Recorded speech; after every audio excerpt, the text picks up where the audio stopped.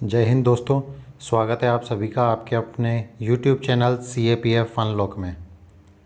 आज मैं आप लोगों के लिए लेके आया हूँ CRPF का एडवर्टाइजमेंट नोटिस, जो कि है recruitment for the post of constable technical and tradesman male और फीमेल 2023।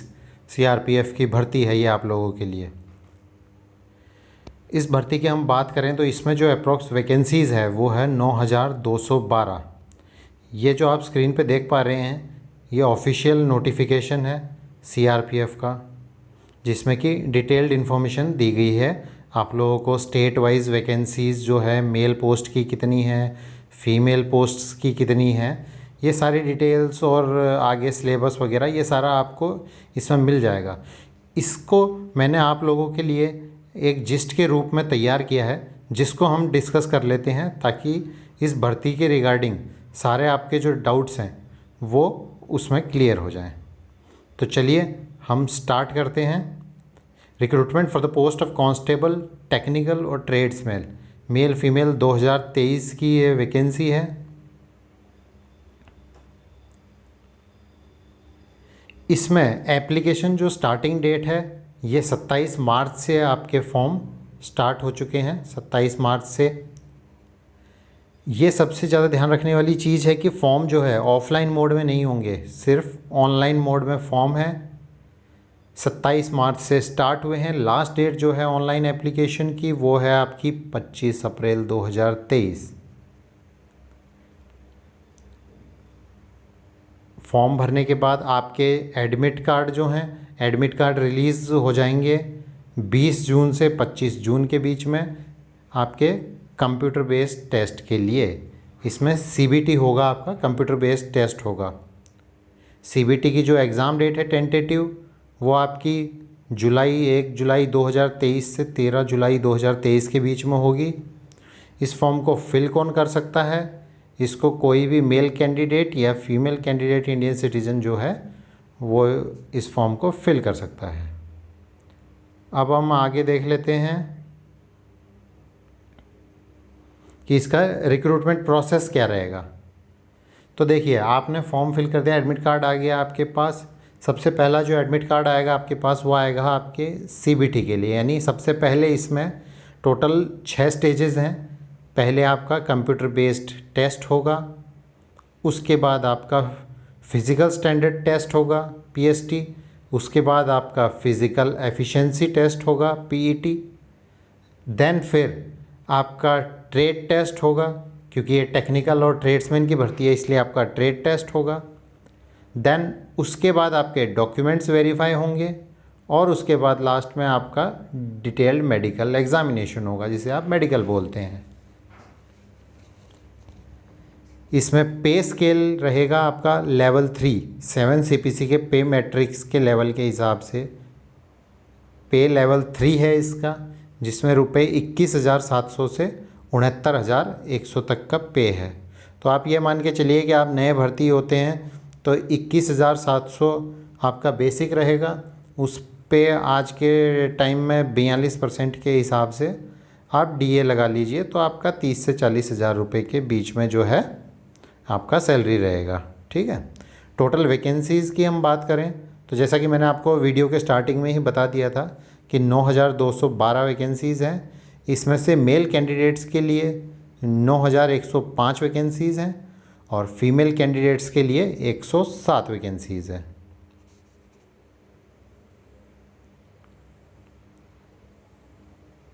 नाउ अब हम नेक्स्ट आ जाते हैं एज लिमिट पे। कांस्टेबल ड्राइवर की जो ट्रेड है इसमें उसके लिए एज लिमिट रखी गई है 21 से 27 साल और बाकी के ट्रेड्स के लिए 18 साल से 23 साल। ये है नॉर्मल आपका एज लिमिट। उसके ऊपर क्या होता है, परमिसिबल एज रिलैक्सेशन, जो आपको कैटेगरी या फिर अलग जो क्राइटेरिया दिए हैं इसमें उसके हिसाब से कितना कितना रिलैक्सेशन मिलेगा। अगर SC ST का कैंडिडेट है तो 5 साल, OBC का है तो 3 साल, यानी कि अपर एज लिमिट में। जैसे कांस्टेबल ड्राइवर 27 साल का है, ठीक है एज लिमिट। अगर SC ST का है तो कितनी साल, 27 5 32 साल तक वाला अप्लाई कर सकता है कांस्टेबल ड्राइवर के लिए। बाकी ट्रेड के लिए 23 साल है, तो SC/ST का जो है वो कर सकता है 28 साल तक के लिए, OBC का है तो 26 साल तक के लिए। एक्स सर्विसमैन अगर कोई है तो 3 years after deduction of military service rendered from actual age as the date of recording. और children and dependents of victims killed in 1984 riots of 2002 in Gujarat में जो हैं, उसमें जो रिलैक्सेशन दिया गया है वो दिया गया है अनरिजर्व्ड कैटेगरी को 5 साल, OBC कैटेगरी 8 साल, SC/ST कैटेगरी 10 साल। सो आई होप आप लोगों का एज का जो इन्फो है वो कंप्लीट हो गया होगा इसमें। अब हम आगे चलते हैं कि एजुकेशनल क्वालिफ़िकेशन और फीस क्या रहेगी इसमें। एजुकेशनल क्वालिफ़िकेशन ड्राइवर के लिए, कांस्टेबल ड्राइवर के लिए चाहिए है मैट्रिक या समकक्ष, साथ में हैवी ट्रांसपोर्ट ड्राइविंग लाइसेंस होना चाहिए, और जब ड्राइविंग टेस्ट होगा तो उसको पास करना पड़ेगा। और कांस्टेबल मोटर मैकेनिक के लिए मैट्रिक चाहिए है, ठीक है, साथ में 2 साल का ITI सर्टिफिकेट या फिर नेशनल और state apprentice certificate mechanic motor vehicle में चाहिए है जो कि 3 साल का हो। और बाकी अदर ट्रेड्स के लिए मैट्रिक, और जिस ट्रेड के लिए वो अप्लाई कर रहे हैं उसमें वो प्रोफिशिएंट होना चाहिए और वर्क किया हुआ होना चाहिए उस ट्रेड में, ठीक है। अब हम एप्लीकेशन फ़ीस की बात कर लें तो जनरल, EWS और OBC के कैंडिडेट्स के लिए फ़ीस है ओनली, वो है मात्र 100 रुपये। इसके अलावा SC/ST कैंडिडेट्स के लिए फ्री ऑफ कॉस्ट है।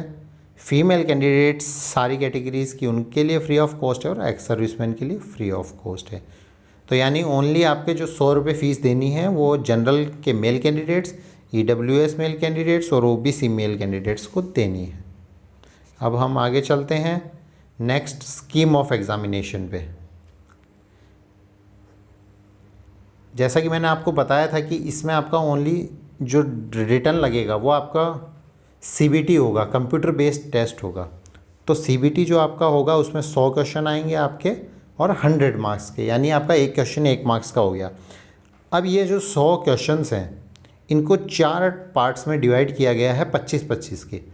पहला है पार्ट A आपका जनरल इंटेलिजेंस, इसमें आपके 25 क्वेश्चन आएंगे 25 मार्क्स के। दूसरा है आपका GK एंड जनरल अवेयरनेस, इसमें 25 क्वेश्चन 25 मार्क्स के। पार्ट C है आपका एलिमेंट्री मैथमेटिक्स, इसमें भी 25 क्वेश्चन 25 मार्क्स के। और लास्ट आपका इंग्लिश या Hindi language part D 25 question 25 marks. 100 questions हो गए आपके। इनको सॉल्व करने के लिए आपको टाइम ड्यूरेशन दिया जाएगा 2 घंटा।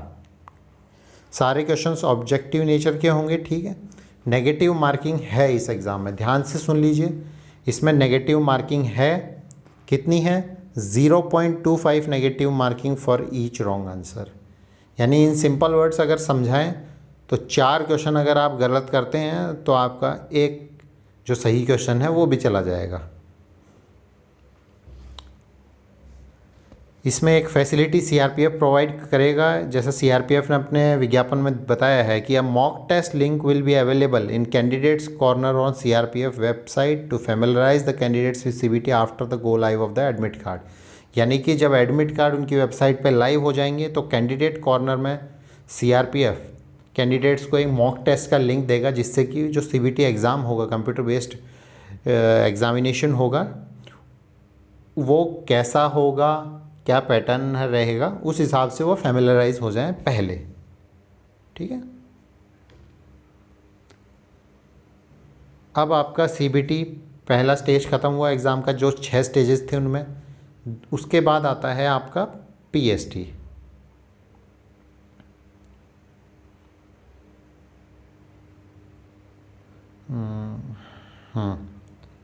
अब आता है आपका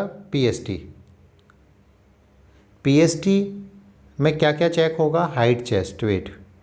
हाइट मेल कैंडिडेट्स की 170 सेंटीमीटर होनी चाहिए, फीमेल कैंडिडेट्स की 157 सेंटीमीटर होना चाहिए।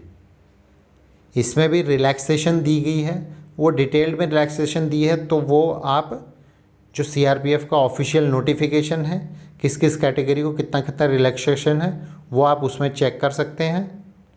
चेस्ट जो है मेल कैंडिडेट्स को अनएक्सपेंडेड 80 और पूरी फुला के 85। फीमेल कैंडिडेट्स के लिए नॉट एप्लीकेबल है ये, यानी कि मेल कैंडिडेट्स के लिए 5 सेंटीमीटर का चेस्ट में फुलाव होना ज़रूरी है। यह आपका दूसरा स्टेज हो गया। अब आपका तीसरा जो स्टेज है वो है पीईटी। पीईटी में मेल जो कैंडिडेट है उनके लिए 5 किलोमीटर की दौड़ है, 24 मिनट टाइम मिलेगा आपको। वहीं फीमेल कैंडिडेट्स के लिए 1.6 किलोमीटर होगा और उसके लिए टाइम मिलेगा 8 मिनट 30 सेकंड। जो ये कुछ ट्रेड्स हैं इनके लिए अलग से पीईटी का क्राइटेरिया रखा गया है, जैसे कि cook, water career, barber, washerman और सफाई कर्मचारी। इनके लिए मेल कैंडिडेट्स जो हैं उनको 1.6 किलोमीटर की रनिंग पास करनी होगी 9 मिनट में, और फीमेल कैंडिडेट्स को 1.6 किलोमीटर की 12 मिनट में। तो अभी तक आपके सीबीटी हो चुका है, पीएसटी हो चुका है और आपका पीईटी हो चुका है। 3 स्टेज आपके हो गए। आप ये स्टेज क्लियर कर लेते हैं, उसके बाद आपके आगे के स्टेजेस आ जाएंगे। अब हम लास्ट में डिस्कस कर लेते हैं कि कुछ इम्पॉर्टेंट पॉइंट्स हैं जो कि आपको हेल्प करेंगे फॉर्म भरने में या आगे तक। वेबसाइट आप स्क्रीनशॉट लेके रख सकते हैं सीआरपीएफ की, नहीं तो आप गूगल पे जाके भी ये https://www.crp.gov.in टाइप करेंगे तो आपको सीआरपीएफ का होम पेज मिल जाएगा। उसमें रिक्रूटमेंट में जाके आप अपना अपडेट्स देख सकते हैं। सीबीटी कंप्यूटर बेस्ड टेस्ट जो होगा आपका वो इंग्लिश और हिंदी लैंग्वेज में होगा। फिर है ये आपका मेन है, इसको ध्यान रखिएगा। इन्होंने अपने नोटिफिकेशन में क्लियर बोला है कि candidates have to bring 2 coloured print out of admit card at the time of each stage of examination. 1 copy of admit card will be handed over at the examination centre. यानी कि जिस stage में आप, मान लीजिए आप CBT में गए हैं तो अपने एडमिट कार्ड की 2 कलर प्रिंट आउट लेके जाएं। फिर जैसे पीएसटी, पीईटी, तो हर जगह पे आप एडमिट कार्ड के 2 प्रिंट आउट लेके जाएं। 1 कॉपी जो है वो आपको एग्जामिनेशन सेंटर पे जमा करनी होगी। स्टेट वाइज और ट्रेड वाइज वैकेंसीज़ स्टार्टिंग में जो हमने नोटिफिकेशन देखा था उसमें दी हुई है, वहाँ से चेक कर सकते हैं कि आपके स्टेट की ट्रेड वाइज कितनी वैकेंसी होगी। हाँ, ये ध्यान रखिएगा जो आपका कैटेगरी सर्टिफिकेट होगा वो गवर्नमेंट ऑफ इंडिया फॉर्मेट में होना चाहिए, क्योंकि बहुत से कैंडिडेट्स का क्या होता है उनको पता नहीं होता है, या पहली बार कोई रिक्रूटमेंट में वो भाग ले रहे होते हैं तो उनको पता नहीं रहता है कि स्टेट का और सेंटर का फॉर्मेट कैटेगरी का भी अलग है। तो जब सेंटर की जो भर्ती होती है उसमें स्टेट का जो कास्ट सर्टिफिकेट आपका होता है वो वैलिड नहीं होता है, तो उसके लिए आपको सेंटर का गवर्नमेंट ऑफ इंडिया के फॉर्मेट में जो आपका कास्ट सर्टिफिकेट है वो होना ज़रूरी है। ठीक है। सीबीटी के लिए जब आप फॉर्म भर रहे होंगे अभी तो आपको 3 ऑप्शंस मांगेगा, तो आपको 3 ऑप्शंस एग्ज़ामिनेशन सेंटर के लिए देने होंगे, यानी 3 सिटी आपको सेलेक्ट करनी होगी। तो कोशिश कीजिएगा आप अपने नियरेस्ट जो आसपास की 3 सिटी हैं उन्हीं को प्रेफरेंस में डालिएगा, उन्हीं में से मोस्ट प्रोबेबली आपको एग्ज़ामिनेशन सेंटर मिल जाएगा। एग्ज़ाम सेंटर पे आपको अपनी 2 कलर फ़ोटो और 1 वैलिड आइडेंटिटी कार्ड लेके जाना है, यानी आपसे इन सिंपल वर्ड्स अपनी 2 कलर फ़ोटोज लेके जाइएगा। जो आपको लेके जाना है 2 colour photo, 2 coloured admit card, 1 आपकी आईडी आधार कार्ड हो, ड्राइविंग लाइसेंस, पैन कार्ड जो है आपकी। ऑनलाइन एप्लीकेशन है, इसका याद रखिएगा, 100 रुपये फ़ीस है। ऑनलाइन एप्लीकेशन करने के लिए कैंडिडेट के पास वैलिड ईमेल आईडी और मोबाइल नंबर होना चाहिए, क्योंकि जब वो उसमें अपने ईमेल आईडी और मोबाइल नंबर से फॉर्म फिल करेगा तो उस पे ही उसका आईडी पासवर्ड जो एम्प्लॉय कॉर्नर कैंडिडेट कॉर्नर का जो होगा वो उस पे उसको प्रोवाइड हो जाएगा, जिससे कि आगे के प्रोसेस की इन्फो, एडमिट कार्ड्स, वो सारे उस पे उसको मिलते रहेंगे। एप्लीकेशन जो है ऑनलाइन एप्लीकेशन 2 पार्ट्स में पूरा होगा। स्टेप 1 जो है वो आपका रजिस्ट्रेशन होगा, उसमें आप अपनी बेसिक डिटेल डालेंगे, रजिस्टर करेंगे तो आपको आपका आईडी पासवर्ड मिल जाएगा। देन आपको दोबारा लॉगिन करके स्टेप 2 जो है वो पूरा करना है, उसमें है कंप्लीशन ऑफ एप्लीकेशन फॉर्म। यानी कि पहला जो स्टेप है वो आपका ओनली रजिस्ट्रेशन के लिए है सीआरपीएफ के वेबसाइट पे, जिससे कि आपको आपका कैंडिडेट कॉर्नर का आईडी पासवर्ड मिल जाएगा। एंड देन स्टेप 2 है वो आपका डिटेल्ड फॉर्म है, जो आपको फिल करना है। तो दोस्तों आई होप आप लोगों का जो क्वेरीज़ होंगी बेसिकली जो अपने रिक्रूटमेंट में रहती है वो सारी इसमें क्लियर हो गई होंगी। अगर आप लोगों को वीडियो पसंद आया हो तो वीडियो को अपने दोस्तों के साथ लाइक करें, शेयर करें, सब्सक्राइब करें। और साथ ही अगर आप लोगों का और कोई डाउट है और कुछ सुझाव है जो आप चाहते हैं कि मैं आप लोगों को बताऊं, गाइड करूं, या फॉर्म आप लोगों को फिल करने में अगर दिक्कत आती है तो आप मुझे कमेंट बॉक्स में कमेंट करके भी बता सकते हैं। साथ ही अगर आप लोगों को और भी कोई दिक्कत आए, चाहे कोई इन्फो के लिए इस भर्ती से रिगार्डिंग या फिर एप्लीकेशन फॉर्म में, तो आप कभी भी मुझे कमेंट ड्रॉप कर सकते हैं। मैं आपके कमेंट्स का जवाब जल्दी से जल्दी देने की कोशिश करूँगा और आपकी प्रॉब्लम्स को रिजॉल्व करने की कोशिश करूँगा। सो थैंक यू दोस्तों, best of luck. Form fill करिए, अच्छे से तैयारी करिए और CRPF में शामिल हो जाइए, कांस्टेबल ट्रेड्समैन और टेक्निकल में। तो अगले वीडियो में मिलते हैं, तब तक के लिए जय हिंद, जय भारत।